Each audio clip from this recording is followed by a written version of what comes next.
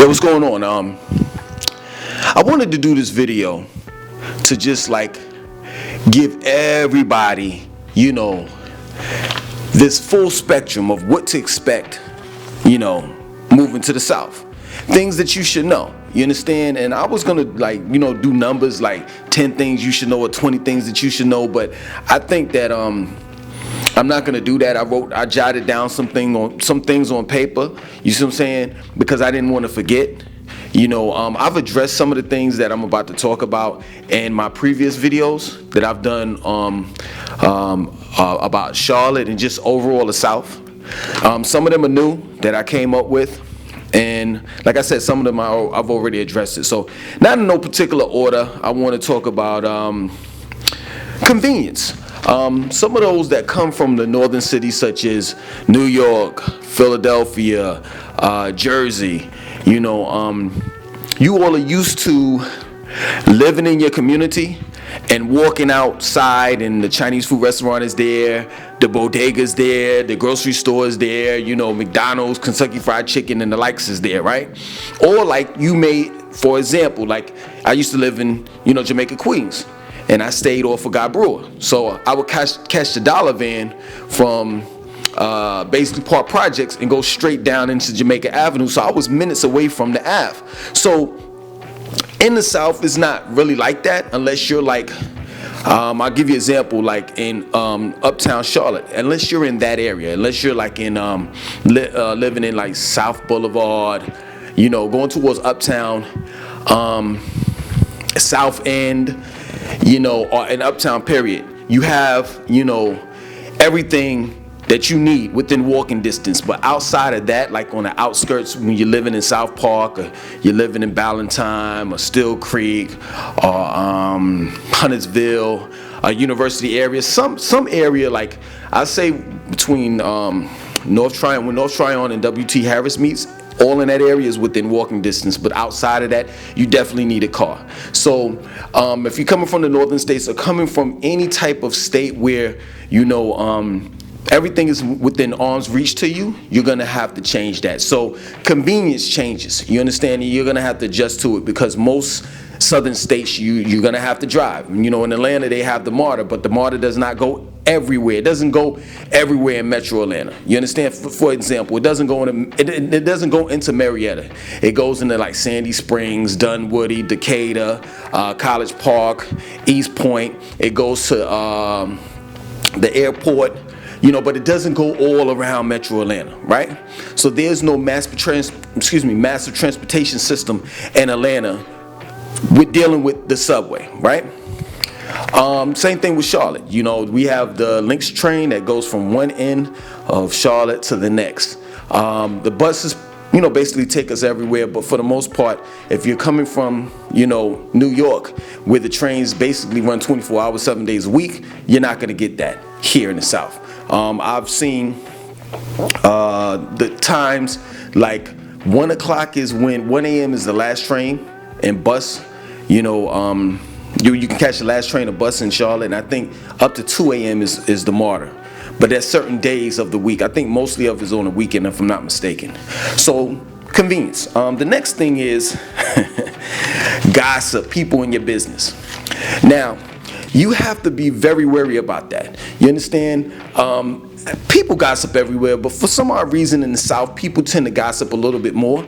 And it's in places that, it's in one place that you really kind of wouldn't think that people would gossip at. I mean, normally people would gossip towards one another for as friends and at work, but never would you think at church. That's where a lot of gossiping happens. You understand? But it's kind of like nobody talks about it. We gossip. Well, I don't say me per se, but people gossip in church, but nobody really says, that's where you gossip at. But that's what people gossip at. Distant relatives you have to worry about. So take for example, if you came down here, you were visiting your cousin, your aunt, your uncle, whatever have you, but you really don't know them. They're bloodly related, but they're still distant. You lived in, let's say, California, and they lived in North Carolina. You visit them like once out of the year or something, or they came to a family reunion. You really don't know them. So it's best not to tell your business like that because they're a distant relative and you really don't know if you can trust them. One thing about the South, if you tell one person and they say, I promise I, and they say, I promise I won't tell, 9 times out of 10 they're lying. They're gonna tell their friend or family, and guess what? They're gonna say this. You promise you won't tell? That's such and such and such and such. And then that other person's gonna say the same thing. Oh, I promise I won't tell. And then that next person is gonna tell the next person, next person. Next thing you know, 30 people are all in your business. So I would say stay out of gossiping about people and never tell your business. One thing about telling your business is this, right? How to refrain from your business getting out there. It's one rule only, right? Is you have to tell your business in order for people to know. If you don't tell your business, then guess what? They don't know. Either they don't know, or whatever they're telling people about you is a lie. So just think about that. The next thing is the South is not country anymore. Yes, true indeed, about 25, 30 years ago, you would see farming, you would see farmers, you would see a lot of people, it may be a next door neighbor that were butchers. You may have butchers in the South, but that doesn't exist anymore.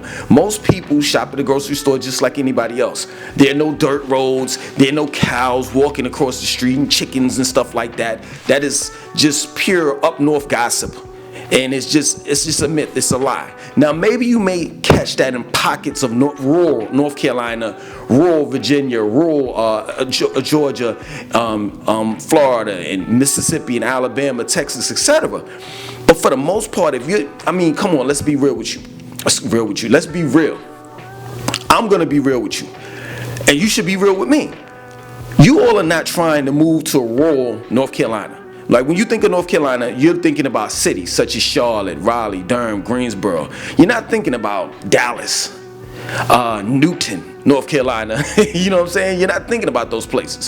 So you don't have to worry about that. You understand? Like when you're moving to Georgia, you're thinking about Atlanta. Outside of Atlanta, I'm telling you, if you're thinking about Edenton, well, Alpharetta is somewhat, it's not city, but it's okay. You see what I'm saying? But like Macon is like 20 years behind. Like it's Macon. If you really want to live in Macon, you really want to know what it's like, just go look at the Andy Griffith Show, and that'll basically tell you. Look, y'all want me to be real, right? All right, cool. Look at the Andy Griffith Show, and that'll give you a perception of how white people act in Macon and Athens. And then look at Roots, and I'm talking about when Kunta Kinte became Toby. That'll give you the perception of how black people act in Macon and Athens. I'm just being real with you, and Edenton as well. And I'm not sitting here like making this up. This is through experience. Now I haven't lived there, but I've been down there quite often, and I used to live in Atlanta. I know how it goes.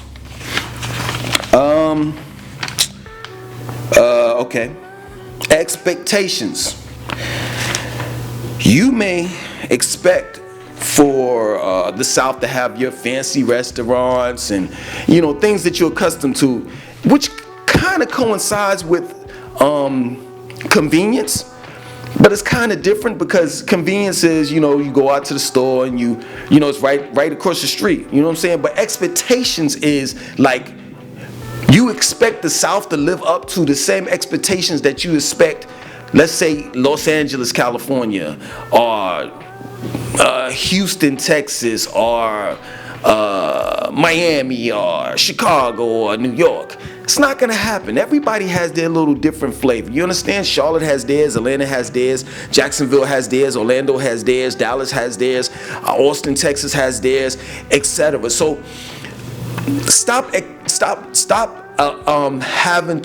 putting these cities under the radar and making it so that if they don't meet your expectations, they're not a city that's worth living in. If you understand where I'm coming from. You understand? Like, you have to just catch that flavor. You understand? Everybody's vibe is different. So you're not gonna, if you expect, in other words, what I'm saying is if you expect to get Charlotte, if you expect New York in Charlotte, you're not gonna get it. It's just that plain and simple. There's no point in you moving down here because all you're gonna do is complain. Because Charlotte's never gonna reach the expectations that you expect from New York. It's just that plain and simple. So stop allowing these cities, stop judging these cities. Stop making these cities try to live up to your expectations, because every city is genuine, it's different. And that's what makes every city beautiful. You understand? The culture's different. So stop it with that BS. Next. Transportation. I think I've mentioned that. You know what I'm saying? We talked about, the MARTA and the Lynx train, and how you're going to have to, basically, you're going to need a car. Oh, yeah. So this is another thing. So, most New Yorkers walk, whether it's to the bus station, the train station, or they may walk up to the store, something like that. Down south is considered, when people walk, they consider you being poor. Just that, plain and simple. If you utilize any type of public transportation, they look at you as being poor, that you don't have a car. You understand? You have to have, and I'm talking about based on, Southern society. If you don't have a car, then that means you're poor. Now, I don't have anything against people that don't have a car. I would say it's very, what word can I use? It's very hard, pause, you understand, to get around if you don't have one, because you have to rely on the bus transportation. And, buses run every 30-40 minutes in average, 20 to 40 minutes in average in any southern state. Anyone, whether it be Virginia, North Carolina, South Carolina, might be an hour, you know what I mean? Georgia, depends on, Atlanta, or Metro Atlanta. But then once you go on the outskirts of Atlanta, Metro Atlanta, it's going to be worse. Florida, Mississippi, Alabama, Texas, etc. You see what I'm saying?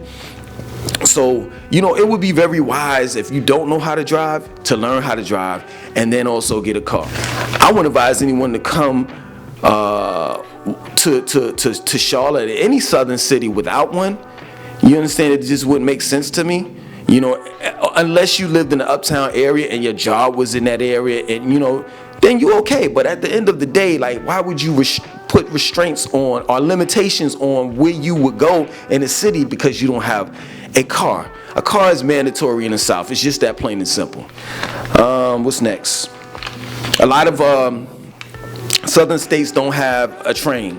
You know what I'm saying? Subway. Most don't. Okay. A lot of eating. A lot of soul food in the South. And you don't want to talk about, soul food. Black people and white people eat soul food, and they don't want to change. They understand that soul food causes obesity, it's unhealthy, it causes high blood pressure, diabetes, etc.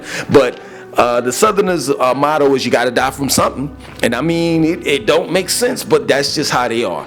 There's a whole lot of eating here, you know what I'm saying? It's a culture here, and just that, plain and simple. I mean, up north, you probably don't eat chitlins, but it's a thing in the South. When you go to someone's house and you start talking about their food, 9 times out of 10, they're gonna kick you out, and they're gonna feel as though that you're being disrespectful, and you don't appreciate their culture, and they're gonna kick you out of their house, and you'll never be welcomed back again.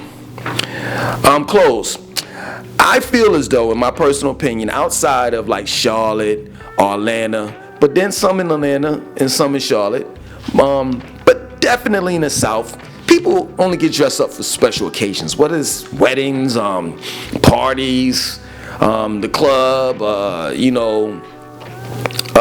boat parties and stuff like that. Other than that, on a regular day, if you're walking out with a gold chain and a nice shirt, you know what I'm saying, and some slacks or something like that, you're gonna stand out in the South. People are gonna look up and down at you and be like, yo, can't you dress down? You know what I'm saying? The average person, I'll say man, the average man that you see, including, white men. I'm just saying men, period, that you see in the South. Like, let's say, for example, when it's warm weather out, you're going to see them with sandals, some shorts, shirt. Then minorities will wear Jordans or, Air Force Ones, Uptowns, you know what I'm saying? Stuff like that. But other than that, nobody's getting all flashy and stuff like that, unless it's a party or a special occasion. So if you're walking to the store, and I know the culture in New York, I used to live there. If you're walking out of your apartment or out of your house or whatever have you, and you're going across the street to the store, you gotta look your best, because you don't know who you may run into. You understand? But here in the South, if you're getting in your car, 9 times out of 10, you got to get in your car to drive to the grocery store or drive to wherever you got to go. You could wear, I've done it. You could wear some flip-flops, a t-shirt, regular, some shit that you would wear inside your house. And nobody's going to sit there and look at you crazy. But the minute that you put on something fly, like as if you're going to the club, you're going to get the type of attention that you don't want. All eyes are going to be on you. You understand? But if that's how you get down on a daily basis, and you've been doing that for years, I would advise you not to change that, because then you're going to be miserable. But I'm just telling you what to expect. That everybody basically dressed down, with the exception of special occasions such as a wedding, funeral, etc., right? And last but not least, no, I take that back. I'm not going to leave this last but not least. The next thing is, we don't have basements, right? I know up north, it's basement. When I used to live in Brooklyn, we had a basement, and we had a dog, and we used to call the dog Bogart. He stayed in the basement, right? We don't have basements in North Carolina, right? And there are a few, but they're not underground. You see what I'm saying? It's like take for example my grandmother's house. She has not a basement. We call our basements dens. So the front part of the house sits under, like not underground, but it's level to the ground. You see what I'm saying? And then behind the house, she has a sliding door, and you could just walk straight out. But if you were to open up the window from the front part of the house, you'll kind of be like on the grass if you step out. If you understand where I'm coming from. So we don't have basements. We have dens. And I kind of could assume that the reason why we don't have basements is because there's tornadoes and hurricanes and flooding and stuff like that. So if we did, there'll be the basement will flood up. Whereas dens, it sits, on ground level. But you still have that extra room like you would have in a basement. If you understand where I'm coming from. Okay, last but not least, religion.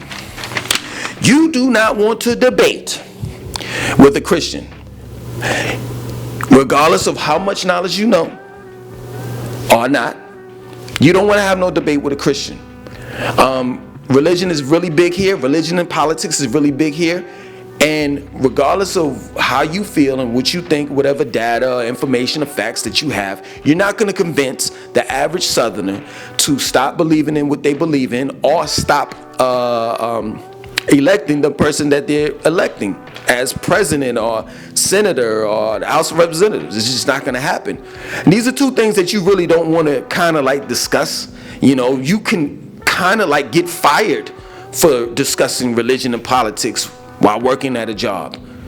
You see what I'm saying? It's just that serious. So you don't want to talk about Jesus. You do want to respect their religion. If they say that they're, working towards the afterlife and they're going to heaven and they're going to meet Jesus there, just agree with them. It's that plain and simple. They're entitled to live their life the way that they want to live it. Most Christians walk in blind faith. They haven't read the Bible, but they're quick to quote a Bible scripture that they may not understand. And you have to understand that, yes, true indeed, that's ignorance, that they really don't know what they're talking about. And they're really regurgitating what the pastor said for the last 7 years on Easter Sunday. You just got to let it ride. Let it be. And I'm telling you, your life will be very well here. And why did I forget about the elephant in the room? Last but not least, racism. It's going to be racism everywhere. There's a different type of racism compared to the North and the South. In the North, I just feel as though the Italians and, I don't want to mention the short hats, all of them, they're like really, really like, it's a different type of, it's like, I can't stand y'all. And down south it is that way. But there's somewhat of a leeway down here. You know what I'm saying? Like Racism is everywhere. Like I said, there's somewhat of a leeway down here. Now, I can't speak on the behalf of Mississippi, Alabama. Those two states, I definitely wouldn't want to stay there. And South Carolina as well. But being that I've lived in North Carolina and lived in places like Raleigh, Durham, Greensboro, Charlotte, I could say out of all of those cities, Charlotte is the best when it deals within dealing with racism. I haven't encountered too much, you see what I'm saying? But places like Raleigh and Greensboro, especially Greensboro, it's just really, really bad. So I would definitely say, if you're unhappy, if you feel as though that you're moving to a southern city, I'll say this: before you even move, stay there for a week if you can, and just get used to the city. I lived in Atlanta, right? And I moved down there quickly. You know what I'm saying? Like, we found something, and then we moved. Had I just went down there for a whole week, I would have just saw just how racist Atlanta is and Metro Atlanta overall. And I won't say Atlanta, the city limits of Atlanta is racism. I'll say it's classism, but I think it's the same thing. You're looking down on me. Classism is just saying that you have more money than me. Racism is I'm going to prejudge you and look down on you based on your skin color. To me, it's the same thing. You're looking down on me, my skin color, and then you're looking down on me because of the lack of money that I have and the more that you have. You understand? So in Atlanta, classism, you have black people that are, higher class, they're making money, and then they look at other black people that's not making so much money and look down on them. In Metro Atlanta, you have people that are racist, that they look at you and they gauge you on the color of your skin. You see what I'm saying? So I think I've kind of like brung everything together and made sure that I gave you my version of the Green Book, if you all understand what the Green Book is in the black community and how important it was when traveling, throughout the southern states or throughout these 50 states, period. So I think I've given you my Green Book version of the South and how to survive, especially if you are a minority, because that's really where I'm gearing this message to.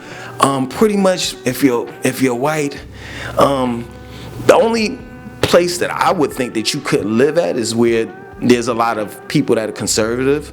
But other than that, white people, y'all could live just about anywhere. let's just be real. Liberal or not, conservative or not, you don't have these limitations where it's somewhere you can't go or can't live. So this is for everybody, but then specifically the minorities.